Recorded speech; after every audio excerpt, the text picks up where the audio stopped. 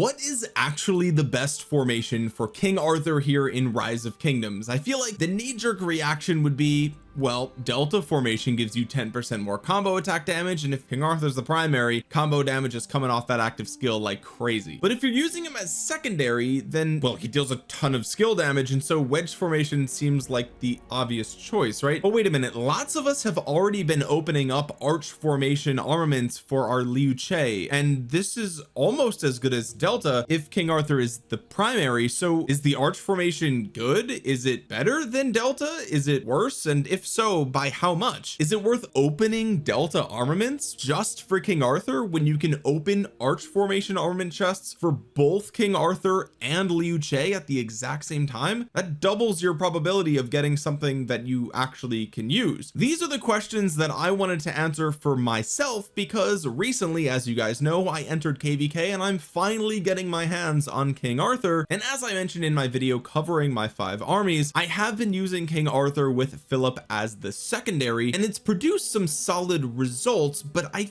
feel like I could do a little bit better with King Arthur, and that led me to doing a bunch of testing, which, well, eventually turned into this video. So today, not only are we going to answer the question, what is the best formation for King Arthur, we're going to answer the question, what's the best formation for your King Arthur? But first, what's going on, guys? Cheers. Now, as you guys know, I am a partnered creator with Rise of Kingdoms, which means they support a few videos on the channel every single month, just like this one, but the most important support comes from you guys dropping a thumbs up and subscribing down below. We are so close to 85,000, which is actually insane. Thank you guys to everyone who subbed, and one of you watching this very video could be the 85,000th subscriber. Anyway, like I said, I want this video to help you answer what the best formation is for your King Arthur, because I feel like there's been a lot of hype around the Delta formation, a lot of players speculating about how good the butterfly inscription is, and flurry as well is pretty crazy. You have Thrasher and steel skin. These are all really good inscriptions, but 98% of you watching, if not more,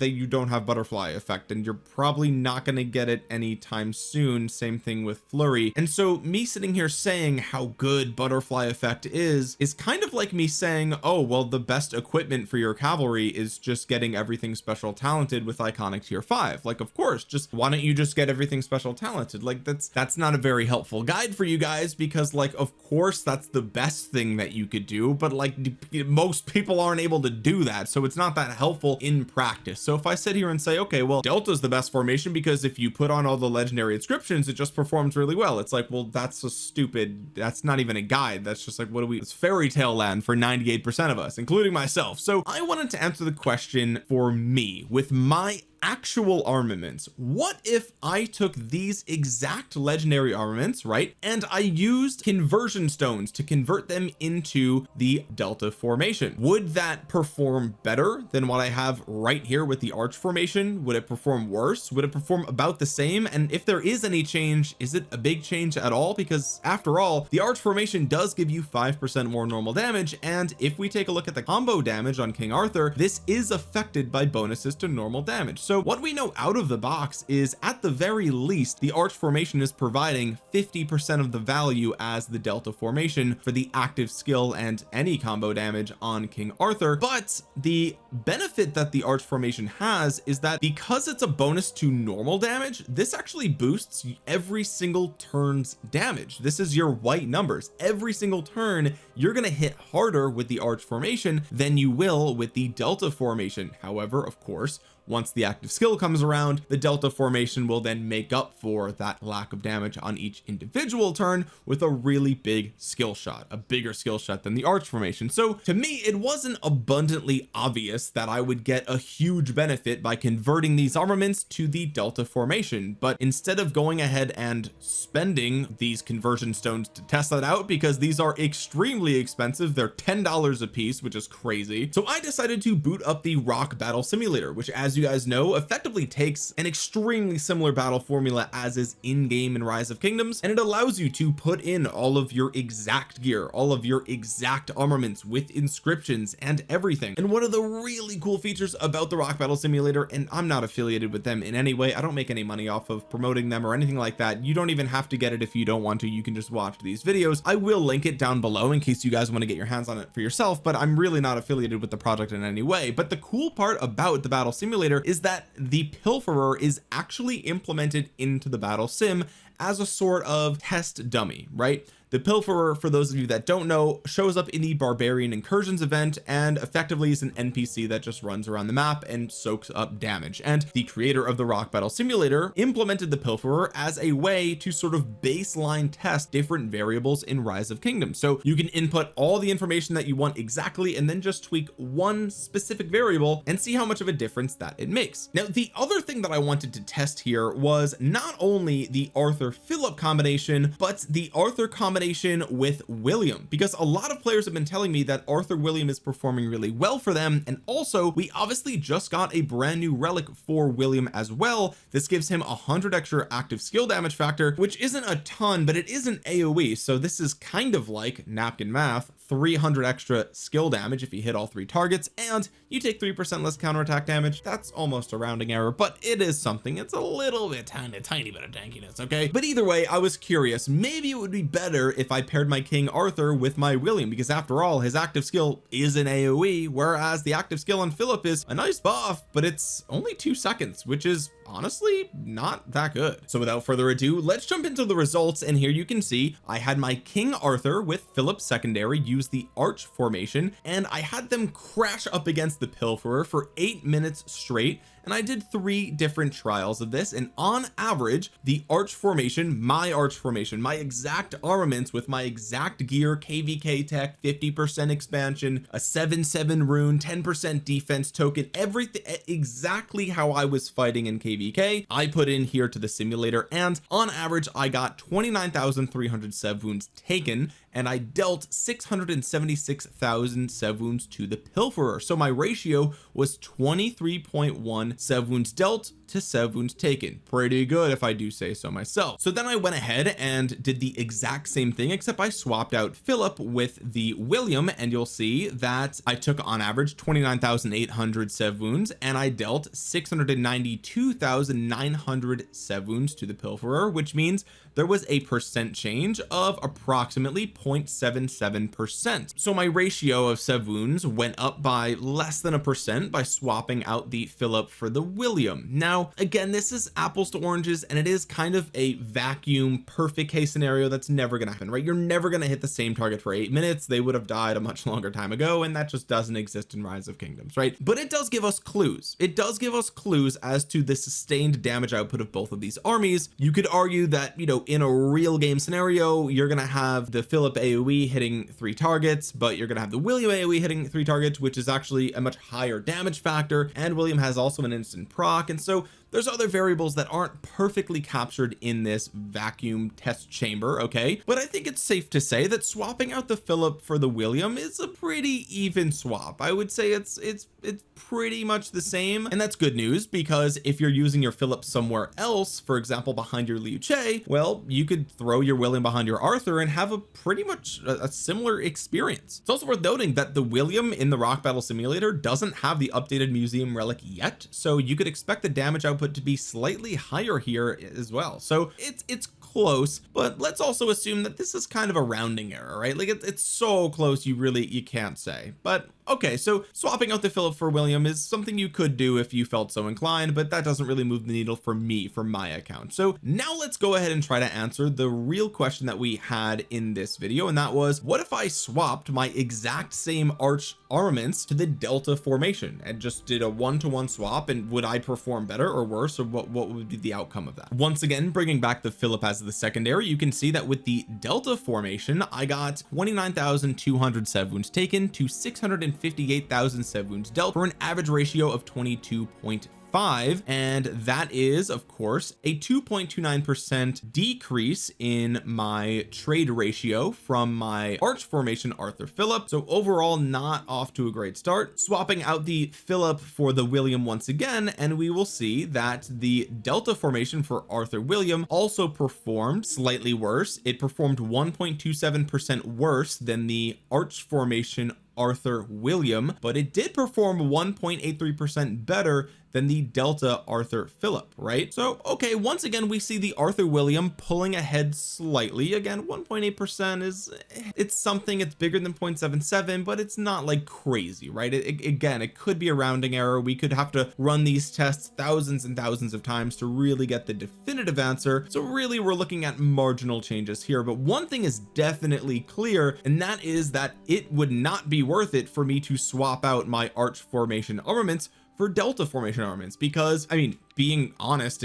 it performed worse. And even if this is like, you know, a rounding error, I would say at best it would perform about the same or 1 to 2% better on the best day, right? And so really it would be an imperceivable difference between my arch and a Delta similar equivalent. And so really I'm glad that I didn't go ahead and do the conversion, because it looks like that would not have been worth it to me and I would have wasted those conversion stones. So then the question became, okay, well, surely at some point the Delta formation must outclass the arch formation, right? Like as you get maybe more inscriptions and better stats and things like that, there must be a break even point where Delta becomes worth it, right? And so I started to wonder, like, okay, well, what might that be? What might you have to do to get a better Delta formation than your arch formation? So I thought, okay, well, what's a pretty attainable thing to get for your Delta formation? Well, I figured getting a legendary inscription on your scroll is pretty reasonable, right? Because you can come into the Autarch limited shop, assuming that you do eventually win a KVK, and you can either buy destructive or you could buy Thrasher, right? And so I thought, okay, well, let's assume this purple armament didn't have Warcry, okay, and let's assume it was legendary, so I could just slap on, you know, destructive right onto this armament, right? It would be a pretty weak legendary because it would only be like 2% of each stat, right? But we could slap it on there and make it useful. So would that move the needle, right? So essentially what I'm asking is destructive versus Thrasher, which one of those is better, and does that change the outcome of the entire formation dispute? For this test I only tested it with the Arthur Philip because that's what I'm currently running, and the comparison to William started to feel a bit redundant because it is so close, and at this point we really are only answering the question for the armaments specifically. So here we could see that the arch formation with Arthur Philip that has all of my exact same armaments except for, instead of Warcry,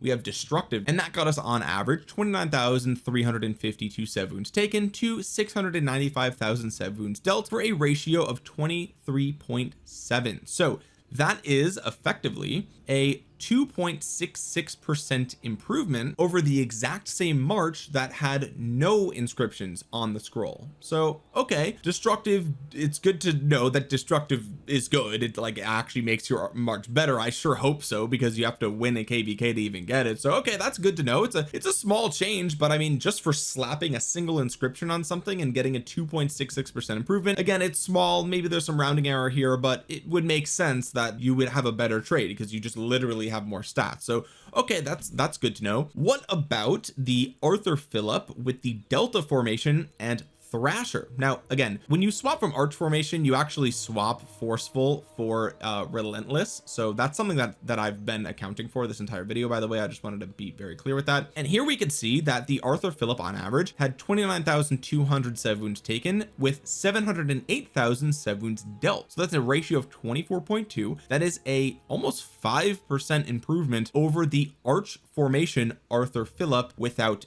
any inscriptions on the scroll, and it is a 2.21% improvement over the arch formation Arthur Philip with the destructive inscription on the scroll. So okay, we can see kind of already that there is a winner here.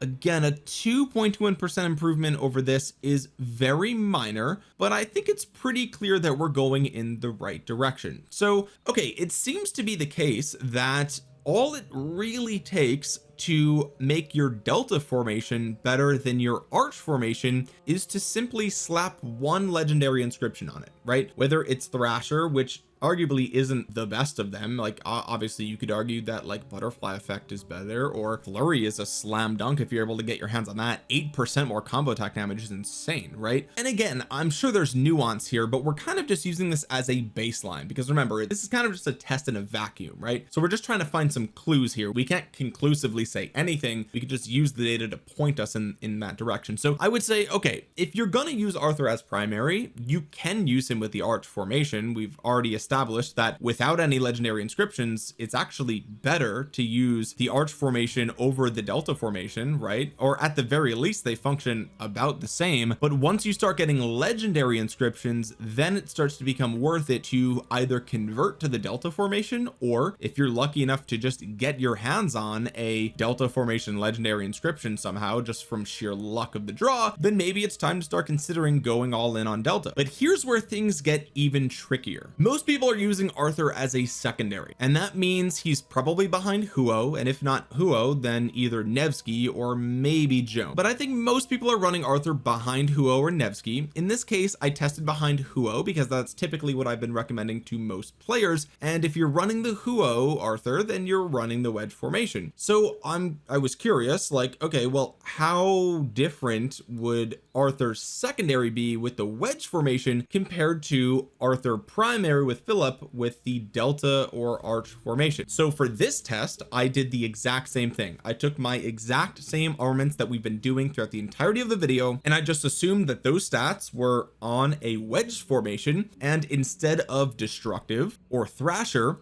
we have Hunter and the equivalent blue focus fire. And ladies and gentlemen, the results blow everything out of the water. It is not even close. It is not even close. The wedge formation absolutely dominates here with Arthur as the secondary. It is almost a 69 percent improvement over not the original test, but the delta Arthur Philip with Thrasher and Relentless. It is night and day. By and far, the best way to use your King Arthur is behind the Huo. And as a matter of fact, I went as far as changing my armament set to 12% attack, 12% defense, 12% health, which is a Giga Chad mega well stat distribution for your armaments, by the way. I mean, for Christ's sakes, I only have 7.3%, 10.3%, and 6.1% right now. So a 12-12-12 split is crazy, but I went even farther and I tested the delta formation with literally every single legendary inscription. So Thrasher plus Butterfly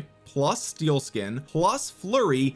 And remember that Steel Skin and Thrasher stack over time, which means we are testing Thrasher and Steel Skin in the absolute perfect scenario where you're connecting to a target for 8 minutes straight. You're always having the uptime of all of this, and as the cherry on top, I threw in Relentless 2 just for funsies, and it underperforms the Huo Arthur wedge formation with a single legendary inscription, Hunter, and one blue focus fire by almost 29%. That's right, the delta formation with all 4 legendary inscriptions and Relentless and 12% attack, defense, and health with my equipment performs way worse than the wedge formation with Huo Arthur. So what can we learn from this? Because clearly something's up.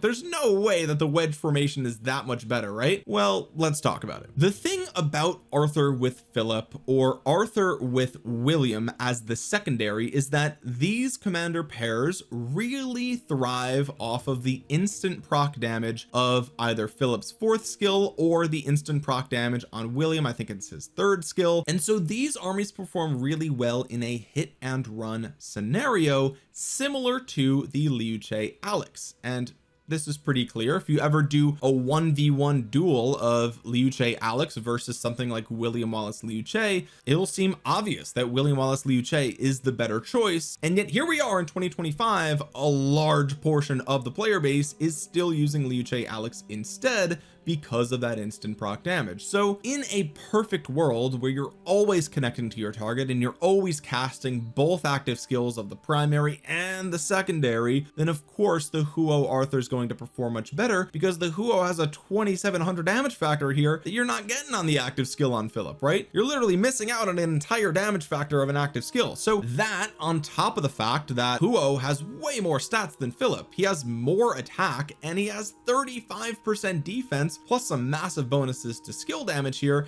and it becomes abundantly clear why the Arthur behind the Huo performs so well. The deck is stacked in its favor. So what can we learn from this? Well, the first thing that we can learn is that if you're not that good at hit and run tactics, or you have a bad internet connection or a slow or older phone, just use King Arthur as a secondary. Put him behind your Huo, put him behind your Nevsky, and you will not feel bad about that at all. Okay, that is by and large the safest way to use your King Arthur, because every single piece of the deck is stacked in your favor. You've got more stats on these commanders than you have on the Philip or on the William. At the very least, you have more tanky stats, especially with Nevsky outside of territory. He gets that 20% health, right? And also, for those of you that are free to play players or low spenders, and you don't really have that great of arch or delta formations, but maybe you have hunter for your calves, great news, that's super good. Just keep doing that. Don't listen to all the whales saying, oh, you need to use Arthur with the delta formation, he's so broken. It's like, no, actually no. For most of you, it is way safer and way better to use him as a skill damage commander behind your Huo, behind your Nevsky, and it's almost not even close. However, it's not that simple. For those of you who are good at hit and run tactics, you know how to do it because you've been doing it with your Liu Che Alex, and presumably or preferably you play on a decent computer and you have a good internet connection and the server connection is solid. In scenarios where you can control your King Arthur and you want to use him for the same hit and run tactics, you can use him as primary with the Philip, and you don't need the delta formation. As we showed here in this video, the arch formation statistically performs as good, if not slightly better than the delta formation, until you get a legendary inscription for delta, in which case now it's time to switch over to delta. You don't need butterfly for it to be better than arch, you just need one legendary inscription, and that'll probably do the trick. So the question is not should you use King Arthur as primary or secondary, it's can you use King Arthur as primary based on all of the variables that I listed before: device, connection, skill issue, possibly. Also, it depends on your enemy, right? Sometimes you're going to be faced with an enemy that is overwhelming. In our first zone fights, we ended up going up against 875, and they're just a big kingdom. They have a lot of players, and while I was still able to get some good reports, if you don't have good field presence, then your Arthur Philip's just going to get swarmed down. I mean, you have 20% health on Arthur, but like besides that, it's all attack, right? It's quite a squishy march, to be honest with you guys. So in scenarios where like you can try to hit and run, but if you keep getting caught out in the field, like this march is going to get absolutely destroyed. Now you can kind of make up for that by using delta with a ton of legendary inscriptions,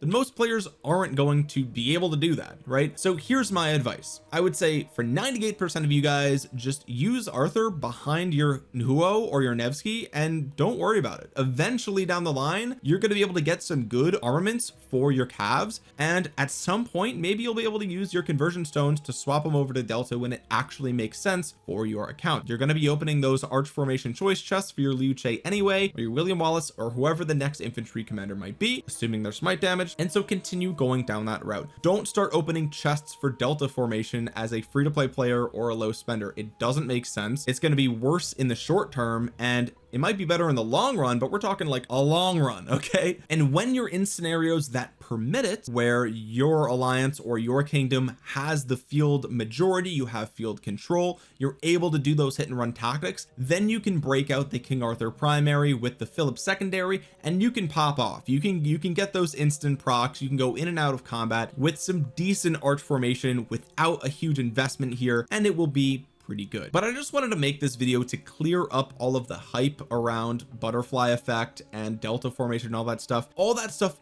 is good, but I really want to put it into context for a majority of the player base. Majority of the player base should not have FOMO about the delta formation or Thrasher or steel skin or any of this stuff. It's really cool, and I want to get my hands on it too, and I will be using it at some point, trust me, but you don't need to rush it. That's the beauty of King Arthur. You don't have to rush it. They literally gave him AoE skill damage for this exact reason. You've got time, you can work there and he works really well as that secondary if you don't have the armaments or the ability to support him as the primary. Anyway guys, if you found this video useful or enjoyable, make sure you drop a thumbs up on it. It really helps out the channel a ton. It helps get this video out into the YouTube algorithm so other Rise of Kingdoms players might see it. And while you're down there, consider subscribing to the channel and clicking the bell to be notified the next time I upload a Rise of Kingdoms video. You're so close to 85,000. Thank you guys once again, it really does mean a lot. And comment down below your thoughts on King Arthur. Have you been using him as a primary commander? Have you been popping off with him as a secondary commander? Let me know who you like to put him behind. Nevsky, Huo, Joan of Arc. Let me know in the comment section below, and also let me know if you've done the Arthur William combo. I'd love to hear from you guys down there in the comments. And with that being said guys, thank you so much for watching. This has been Omniarch. I will talk to you guys again soon. Peace.